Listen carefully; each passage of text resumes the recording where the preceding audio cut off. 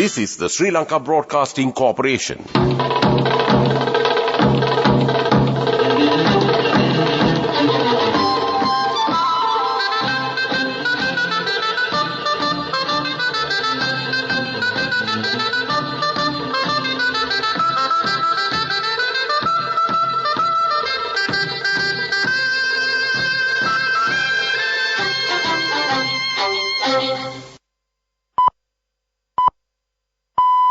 .45. This is the Sri Lanka Broadcasting Corporation. Here is the news edited by Lal Mallavarachi and read by J. Yogaraj. First, the headlines.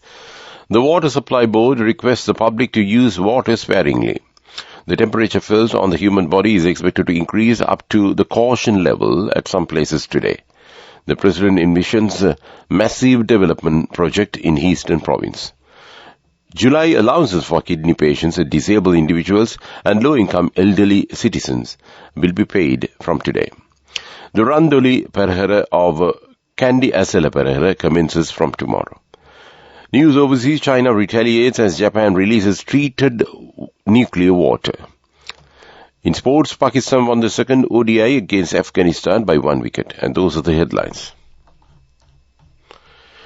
Due to the current dry weather conditions, 42 water sources in Sri Lanka are at risk, and due to this, 9% of the water capacity has been reduced. Therefore, in view of the current situation, the Water Supply Board requests the public not to use drinking water for other purposes and to use water sparingly. Water Supply and Drainage Board said that there are 344 water supply projects and 267 water sources. She also mentioned that 42 sources from those are at risk and said that 54,580 water connections are at risk. Many water sources are at risk in Hambantota and Kurunegala districts. The board revealed that the water sources in the districts of Bandarwala, Monaragala, Kandy, Ampara, Anuradhapura, Mathura, Ratnapura and Kaluthura are also at risk. The heat index, the temperature felt on the human body, is expected to increase up to caution level at some places in north, central and eastern provinces and in Vavuniya, Mullaitivu, Monaragala districts today. The Met Department says in a heat index advisory, it warns that fatigue is possible with prolonged exposure and activity, while continuing activity could result in heat cramps.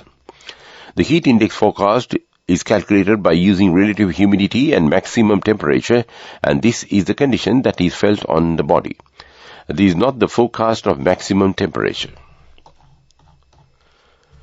President Ranil Wickremesinghe, addressing a special committee meeting, drew parallels to the successful implementation of Mahaveli Development Project during the 1980s, affirming a similar commitment to expediting the Eastern Development Project.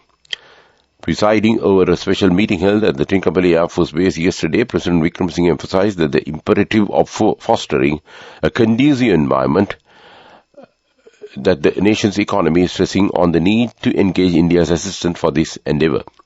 Highlighting the strategic importance of endeavor, President Wickremesinghe underscored the comprehensive vision for Trincomalee's transformation into a multifaceted hub encompassing energy, transportation, maritime commerce, naval operations, aviation, industry and tourism. He underscored the collaborative role of India in realizing the strategic program. And this news comes to you from Sri Lanka Broadcasting Corporation. State Minister of Finance Shehan Semasinghe says the Treasury transferred 2,684 billion rupees to all district secretaries for July to cover allowances for the approximately 35,000 kidney patients, disabled individuals and low-income elderly citizens.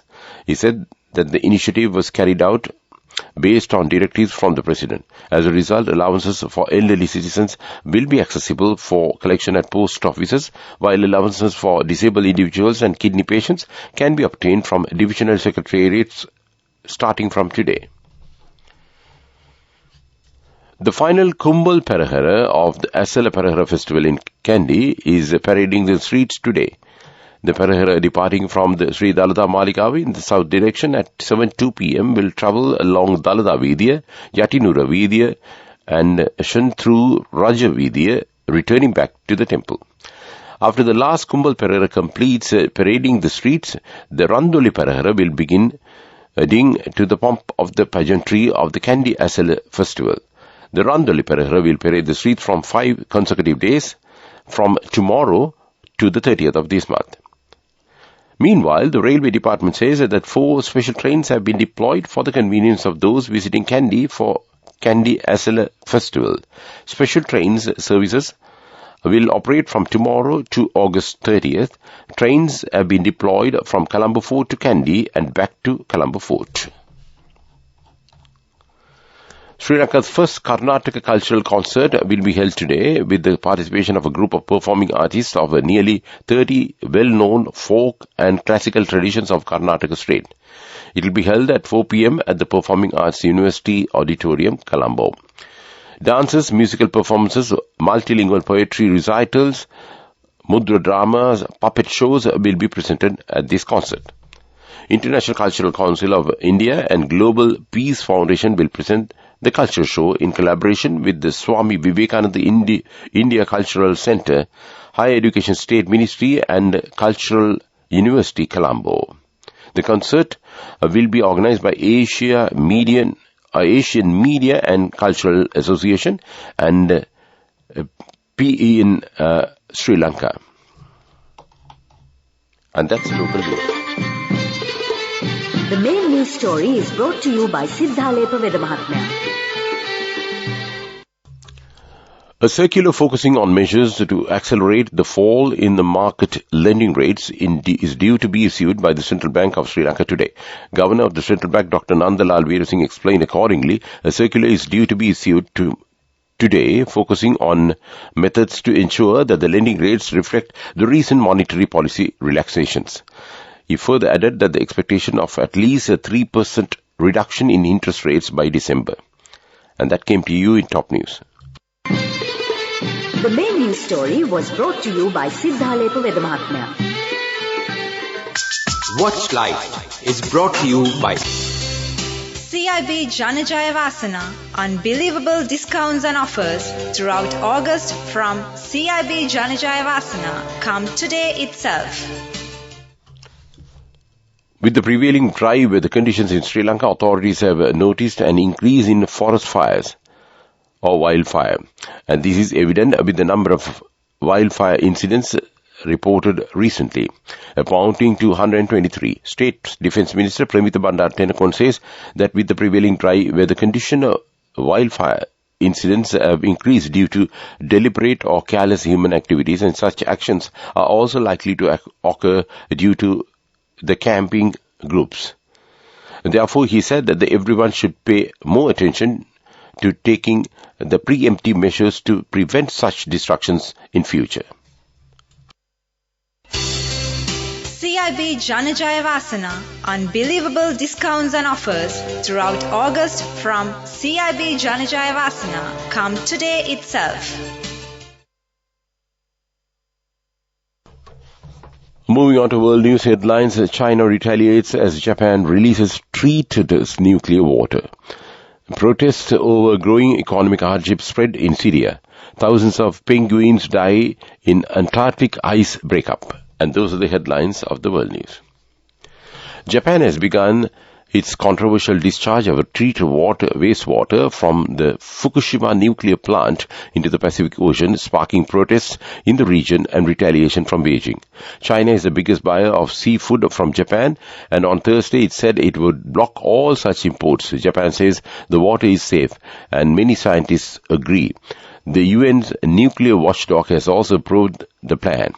But critics say more studies need to be done and the release should be halted. Protests against Syria's government are intensifying in the country's south amid widespread anger over its decision to cut fuel subsidies when millions of people are already struggling to afford basic foods because of hyperinflation. A large banner showing President Bashar al-Assad hanging in one of the main squares in the city of Sueda is seen being set on fire in one video shared on social media over the past week. A catastrophic die-off of emperor penguin chicks has been observed in the Antarctic, with up to 10,000 young birds estimated to have been killed. The sea ice underneath the the chicks melted and broke apart before they could develop the waterproof feathers needed to swim in the ocean. The birds most likely drowned or froze to death. The event in late 2022 occurred in the west of the continent in an area fronting onto the Bellingshausen Sea. And that's world news. Development News is brought to you by Job opportunities for well-experienced housemaids and home cooks in Saudi Arabia and Kuwait for ages 40 to 58 years. Salary 125,000 rupees. Contact 037 7500 500. The newly constructed Polpitiya Hambantota 220 kilowatts transmission line has been connected to the national grid. Upon completion of its preliminary work, the Ceylon Electricity Board said, meanwhile, the new grid situation or the substation in Hambantota was also energized today. The project was funded by the Asian Development Bank to develop the Polpitiya Hambantota 220 kilowatts transmission line and Hambantota new grid substation with an investment of $55 million. Job opportunities for women from Deshakti Lanka in Saudi Arabia, Kuwait and Oman. Housemaids and home cooks in Saudi Arabia, ages 40 to 58 years. Arabic speaking and well experienced home cooks. Salary 135,000 rupees. Interviews are now on with foreign agents. You can travel overseas free of charge now. Branches Colombo, Kurunegala, Anuradhapura and Matara. Contact number 0377 500 500. Deshakti Lanka Foreign Employment Agency.